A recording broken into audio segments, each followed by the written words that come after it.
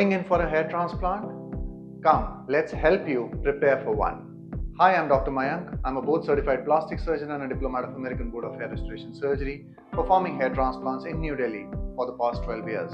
When we go in for a process of hair transplant, you should know what are the things which you should not do before the surgery and what are the things which you should do. But even before that, we would discuss what we should actually know before we jump in for one. So the first and foremost, you should be knowing about the qualification of your surgeon, the experience of the surgeon, and the surgical team who work along with your surgeon. Apart from that, what step of the surgery is going to be performed by your surgeon has to be known to you, how many cases the surgeon has performed over years, and what are the kind of results. It's always better and advisable that you go ahead and meet few patients who have been operated in the same setup so that you should get a fair idea what to expect out of the surgery. You should have a transparent discussion with your surgeon about the kind of expectations that you have out of the procedure, and you should be given a realistic picture by the surgeon for the same. Once all these things have been done and you are through with the proper consultation and the planning of your surgery, including the planning of your donor area for the future sessions, you can definitely go ahead and plan your procedure. Before we go in for the surgery, there are few things which you need to do. Now, the first and foremost what you need to do is get your set of investigations, which would have a blood profile, your ECG, and basic medical fitness. We may also consider going in for a pre-anesthetic checkup by an anesthetist to make it sure that the procedure is going to be safe for you. If all the reports are safe, you need to start with the shampooing, which is going to be advised before the surgery. So if you have history of dandruff or any skin ailments or any allergic histories, or you have been on any medications before, please talk transparently to your surgeon about everything and make it sure that there are some drugs which need to be stopped and some drugs which are safe to continue. So if you do not communicate it to the surgeon, it may become grievous. So it's always better that we have this transparency and you talk about every possible medical ailment or allergic history in the past that you have had.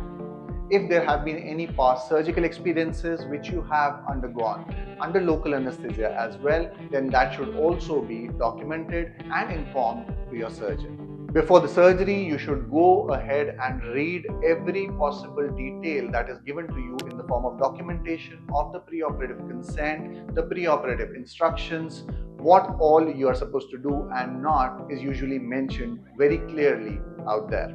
Apart from this, there are some things like extremely spicy food, which could cause extensive oozing during the surgery, or if you have been applying minoxidil before the surgery itself, then in that case there has to be a period where you have to abstain of a couple of weeks of minoxidil and then jump in for your transplant. So it's always better that we talk it out to the surgeon, stop the medicine and then go for it. Otherwise, minoxidil application could cause extensive bleeding during the surgery as well. Apart from this, the next thing that you need to be very sure about is do not go in for shaving your head before the surgery or go for a very short haircut where we would not be in a position to even document the areas of the thinning that were talked about in the consultations. Do not apply any serums, any oils on the morning of the surgery. You may be given some pre-operative medications prior to the surgery where you need to take an antibiotic and an anxiolytic drug as well to reduce your anxiety for the surgery. In that case, just take those medicines before the procedure. I normally advise my patients to have these medicines on the night before the surgery and on the morning of the surgery as well. You should use your ketoconazole based shampoo or whatever shampoo your surgeon advises for you as per your skin type and hair type. It would be done before going in for the surgery, and do not apply any oils on the morning of the surgery. Now let's talk about some don'ts in specific in terms of the consumptions. So do not go in for continuously smoking prior to your surgery. If you have planned your hair transplant, it is better that you abstain of smoking completely for as long a duration as possible before you jump into your procedure.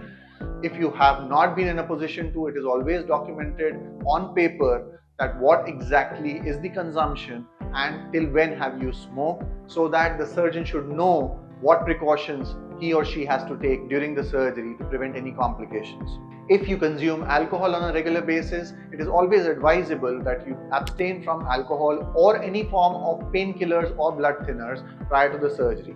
If you have a heart condition for which you have been put on some blood thinners, it is advisable that you take a clearance from your cardiologist to stop these blood thinners and then go in for your surgery. Post the procedure, you can always go back to these medications.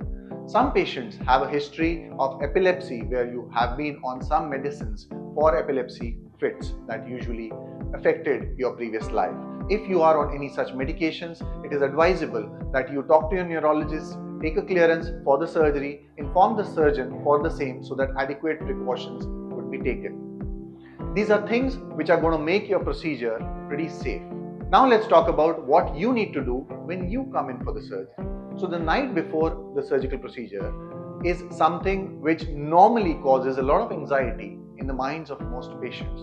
It's always better that you take the medications that have been advised and take a good night sleep and be very well rested, because the hair transplant process may be painless, but personally it would require a lot of your patience and it would cause a lot of fatigue on the next day if it's a long procedure for you. So it's better to be well rested so that there is no anxiety on the morning of the procedure. Have a good meal in the morning, following which take your medications that have been advised, do your shampooing, wear something which is very comfortable so that you are comfortable during the process. Most of the clinics would give you an upper attire to be worn during the process, so a loose track or loose shorts would be something which would help you be comfortable during the process. Be very sure that when you are going in for the procedure, you have an attendant along with you. If you do not have an attendant who can accompany you for the procedure, it's always advisable that you should give at least 2 or 3 emergency contact numbers to your surgeon for the day of the surgery, just in case of any emergency who need to be contacted. Once we follow all these steps, it becomes very easy to make it sure that our procedure is safe and we don't go wrong in doing or not doing something which we should have done for the procedure. I hope this makes things clear for all of you, and if you have any further concerns or questions, please feel free to contact the numbers given below. Thank you so much.